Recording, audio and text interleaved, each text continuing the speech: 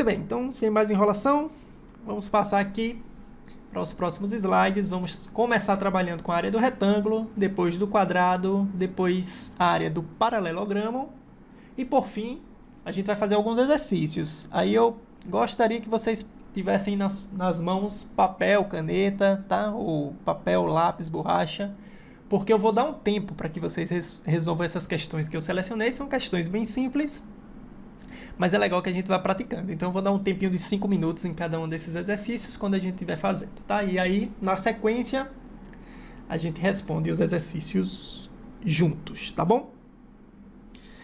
Muito bem.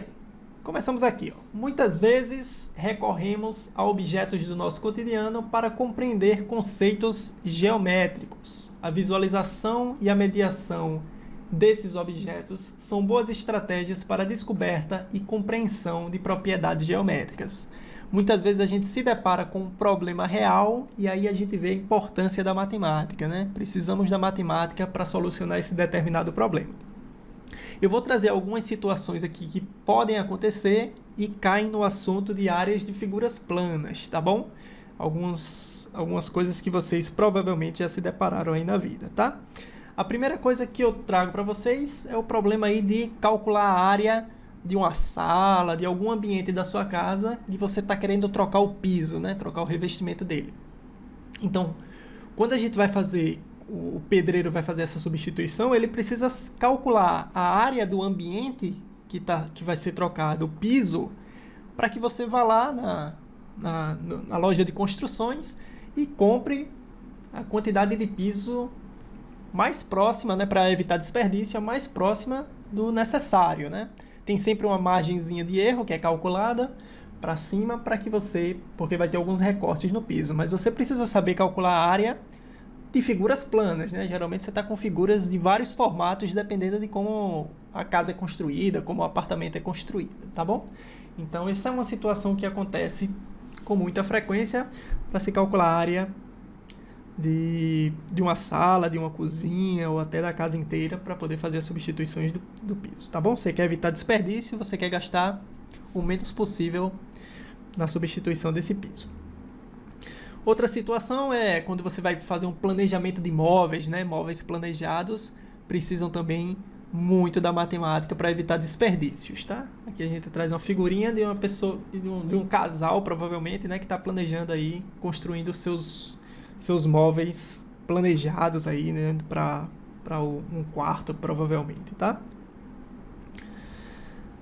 Também quando você vai colorir a sua casa, vai pintar uma parede, você precisa também calcular a área da fachada, a área dessa parte que você vai pintar, para que na hora que você vai comprar a tinta, né, você vai comprar tinta para pintar a parede, mas quantos galões de tinta serão necessários para pintar essa parede que você está querendo? Suponha que você queira colorir o seu quarto, uma das paredes, quer botar uma cor azul, um rosa, qualquer coisa. Você se pergunta quanto de tinta você vai precisar para pintar aquela parede, tá? Então você precisa calcular a área, porque no galão de tinta tem informando qual a área que ela consegue pintar, tá bom? Então tudo isso são situações que a gente precisa calcular a área de regiões de uma superfície, tá bom?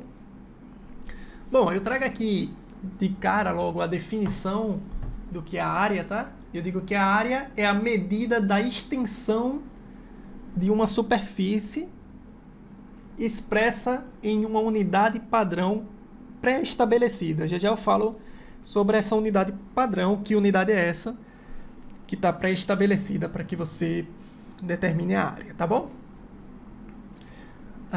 A unidade padrão que a gente utiliza é do sistema SI, que é o Sistema Internacional de Unidades. Por exemplo, se a grandeza que você estiver trabalhando, se a grandeza for o comprimento, no sistema SI, ele é chamado de metro. Ele usa-se o metro, né? Cujo nome é metro e o símbolo é o Mzinho. Vocês já estão acostumados. Esse Mzinho é o símbolo do metro. É o símbolo utilizado no sistema SI.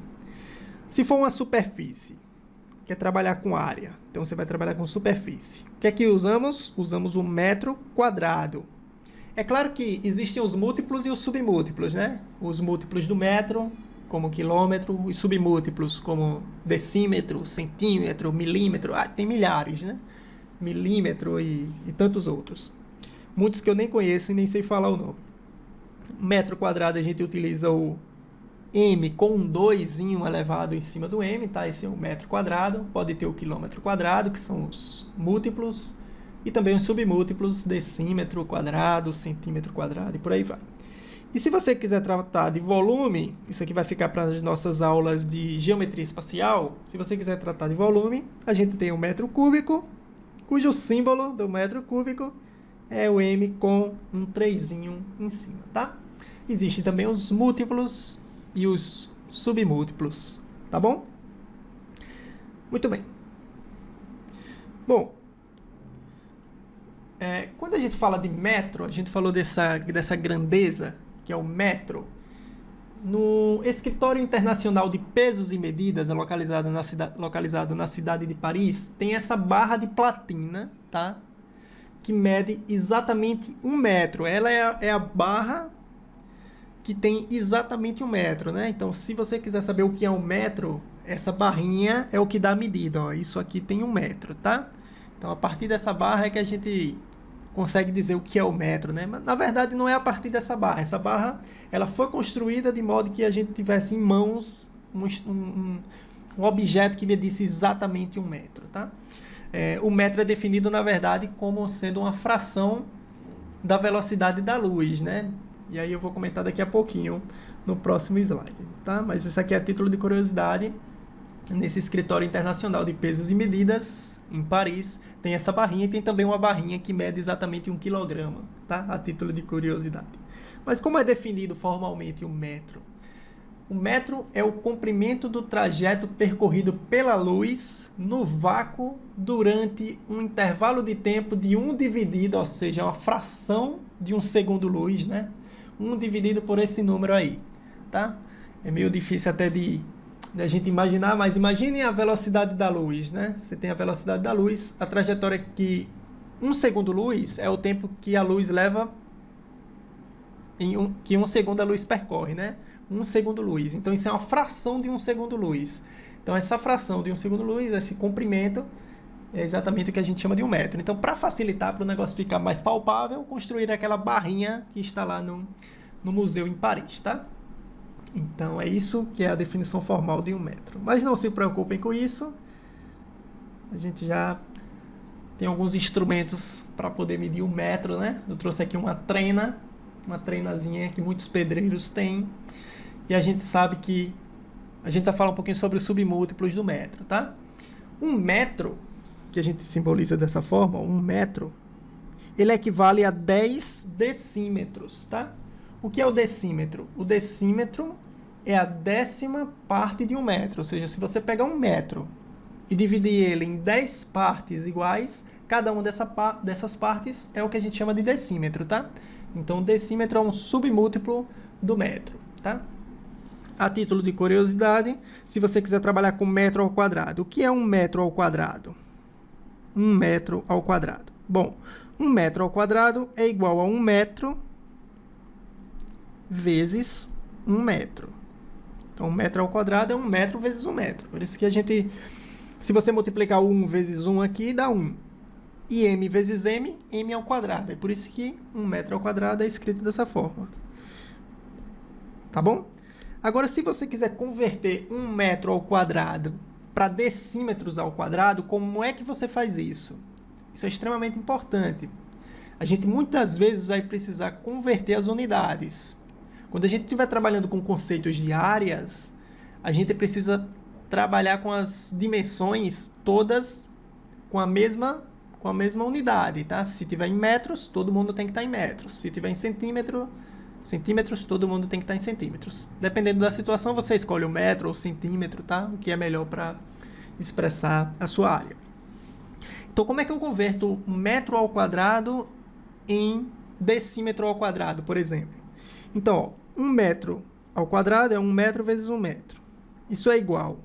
Eu vou trocar 1 metro, que eu sei que 1 metro vale 10 decímetros. Então, eu troco isso aqui, esse primeiro pedacinho, eu troco por 10 decímetros. Tá? Troquei só o primeiro. Agora, eu vou trocar o segundo. Vezes o segundo também vale 10 decímetros. Multiplicando 10 vezes 10, dá 100, né? E decímetros vezes decímetros é decímetros ao quadrado. Ou seja, 1 metro quadrado tem 100 decímetros ao quadrado. Então, a gente consegue fazer essa conversão. Se você quiser converter decímetro ao quadrado em metros, se você tiver com uma unidade que está em decímetro ao quadrado e quer converter para metros, você deve dividir por 100. E o contrário, se você tiver com uma medida de área que está em metros quadrados e por algum motivo você precisa converter para decímetros, aí você multiplica por 100, tá? Então, isso aqui a gente consegue fazer a conversão da unidade. De maneira análoga, a gente consegue converter 1 metro para centímetro, ou 1 metro quadrado para centímetros quadrados, tá? Por exemplo, se eu tiver 1 metro ao quadrado, mais uma vez, aquele mesmo processo, você tem 1 metro ao quadrado, isso é a mesma coisa que 1 metro vezes 1 metro, né? 1 vezes 1 dá 1, m vezes m ao quadrado, então 1 metro ao quadrado. Se você quiser converter metro ao quadrado para centímetros ao quadrado, substitui esse 1 metro aqui, ele vale 100 centímetros, vezes esse outro 1 metro, também vale 100 centímetros, tá? Então, 100 vezes 100, dá 10.000, né? São 4 zeros, tá certo? 10.000 centímetros quadrados, tá? Então, é 10.000. Se você quiser converter alguma coisa que está em metro quadrado para centímetros ao quadrado, se a coisa está em metros quadrados e você quer converter para centímetros quadrados, você tem que multiplicar por 10.000. E o contrário, se você tiver com alguma área expressa em centímetros ao quadrado e você quer converter para metros quadrados, você divide agora por 10.000, tá certo? Então é assim que a gente faz essa conversão de unidade, tá bom? Você pode pensar de maneira análoga se você estiver trabalhando com metros cúbicos e quer converter para decímetros cúbicos e metros, ou se quiser converter para centímetros cúbicos. Mas eu vou deixar a parte de volume para quando a gente estiver estudando geometria espacial, tá bom? Por enquanto eu vou me ater só à parte que vai interessar aqui na geometria plana.